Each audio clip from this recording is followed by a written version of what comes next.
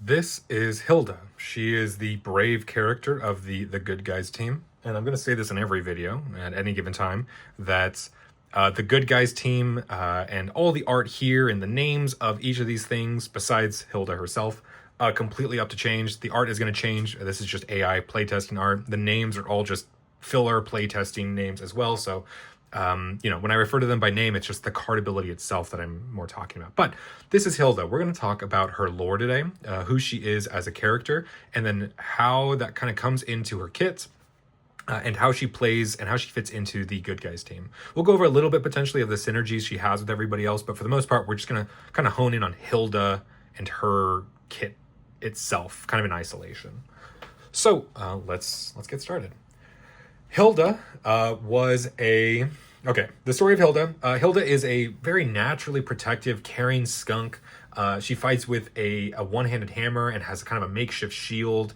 And she wears, a lot of combat-like attire, like she was in an army at one point. Hilda was a trained soldier and an explosive engineer during the Skunk and Squirrel War. This was a kind of a pivotal war in the Grit universe that was relatively recent, if not like currently recent. I forget if we said it's currently happening or it's not happening. But the Skunk and Squirrel War is a really horrible, devastating thing that Hilda was an explosives engineer and a trained soldier. So while she was working in an encampment off-site from the skunk stronghold, an enemy bombardment had hit them from the squirrels where Hilda was, and it violently knocked her unconscious. And as she was being treated by her team, they assumed that because she wasn't waking up or she was passed out, that she was then left to rot in the wreckage of the skunk camp, and they abandoned her as well as the others who didn't make it. When she awoke, she couldn't remember a thing. In kind of a haze, she kind of wandered around the wrecked camp and eventually made her way out of it and to a small little tavern. She effectively had amnesia. She can't remember anything before that time, and she basically is like kind of working off of like her muscles are just kind of moving where they need to go, like just where they're going. She's not really paying attention to anything and can't. And so she regains her strength at this tavern. As she starts to finally regain her strength and do all these things, some bandits attack the tavern at one point, and she picks up, a small little good for nothing shield that one of the patrons had at the time, and then grabbed a mallet and fended off these bandits, like almost like muscle memory.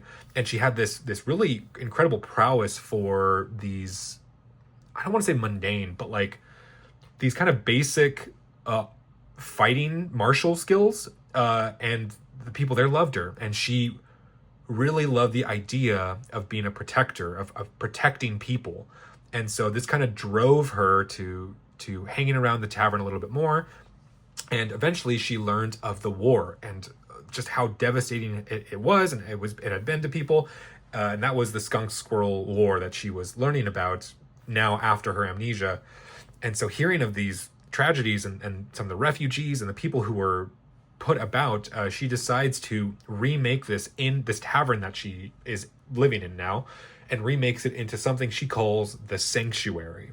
And the Sanctuary is a hostel, inn, hotel, tavern that is something that she then creates into this wonderful place where people who are not for the war or who have been displaced or whatever it is have a safe place to be. So all walks of life come through here knowing its safety and the charm it has, and Hilda's the one who protects it. From then on, she puts her whole life into this thing until eventually one fateful day, it is burned down to the ground, and she's forced to help all these people that she was just keeping safe. And during this time where she helps them, she meets a songbird and a large boar who wears kind of the same combat boots as her, similar combat boots as her, that help her out. There's also this deer, nomadic hermit woman who also helps. And turns out these are all like the good guys. These are all the good guy characters. Rush, the boar, Melody, the songbird, and Katrina, the deer seer. And they all kind of group up together, and through their shared I don't want to say trauma, shared experiences, Hilda realizes that there's a better way to do all this than sitting in a small tavern and helping out, and that she now learns of this arena where she can really help people. She can find the ways to do that, and she is just a ball of light, almost like a motherly ball of protective light. She's jacked. That's my favorite part to say about Hilda. She's just jacked, a jacked mom basically, and she has no care in the world for knowing or trying to understand what happened to her before her amnesia. She very much lives in the moment, and looks forward, and doesn't really have a care in the world to look back or to figure out who she was or what happened.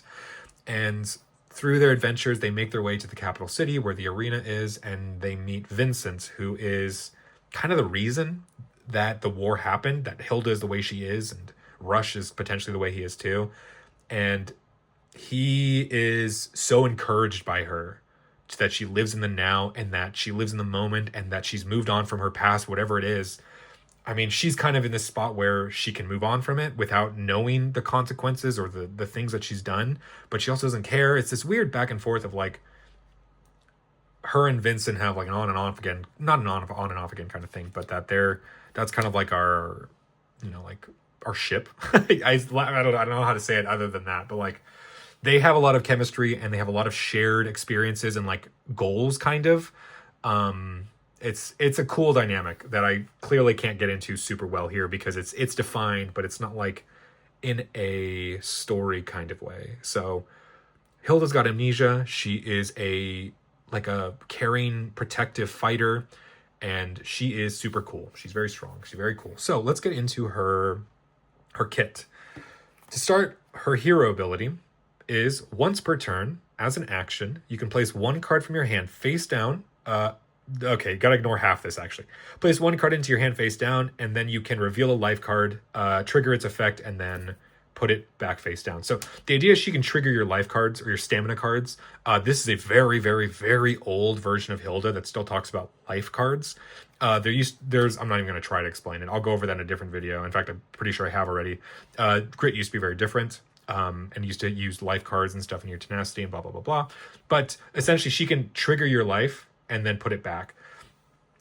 So that's really, really good. Thematically, I think it's pretty weak. I would think that she would want to protect it or do more other things, or like she wants to move on. Like there's a lot of moving on aspects to her, and I don't necessarily know how to do that with her ability because the color yellow is kind of taken from One Piece, the card game, where it's very much cares about your stamina cards, where it's like you want to do and interact with those more than anything else. They're the only ones that can really. So it's a little hard. It's a little hard with her. I think that she could use a rework of some kind because her kit itself is just so good without her hero ability. I don't like that. Okay, let's look at her Fallen Mace. And once again, the art, just whatever. Just don't even pay attention to it. It's just used for playtesting. So just to give an image to an effect. Affinity. Equipped hero gets +1 attack if you have 3 or more revealed life cards. And so that's stamina cards, right? If you've taken 3 or more damage is what this says effectively. So the more hurt you are, the stronger Hilda gets, or whoever is equipped with this.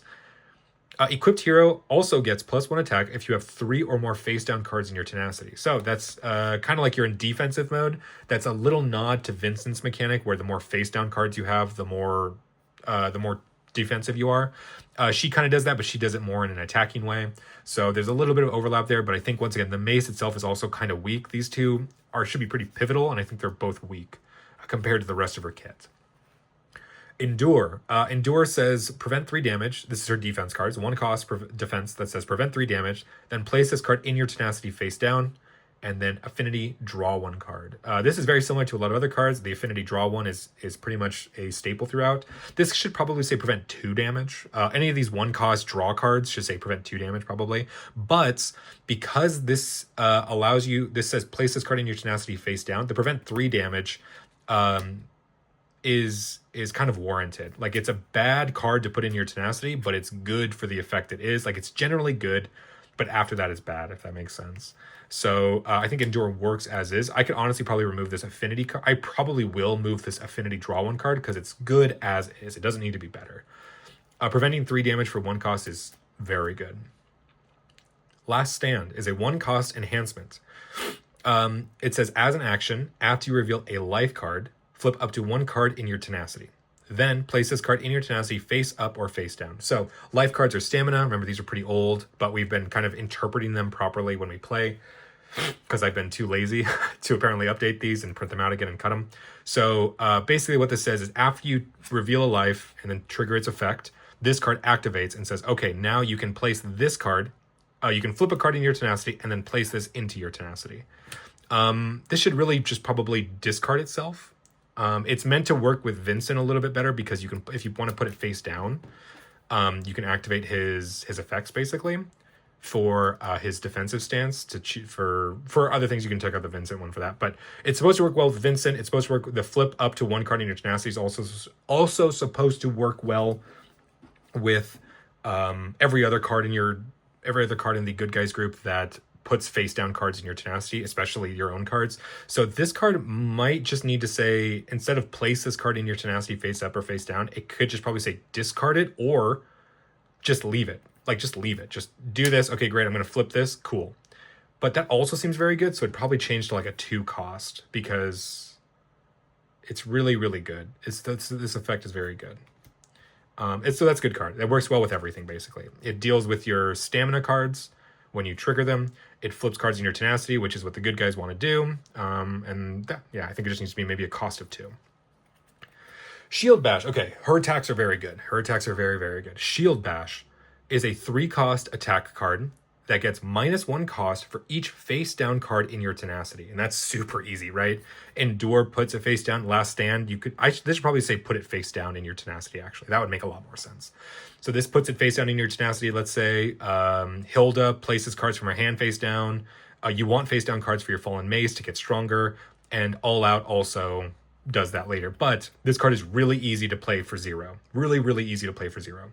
It says deal 4 damage, then place this card in your Tenacity face down. So more face down synergy, which works well with her kit so far. She is an enabler, I like to call it.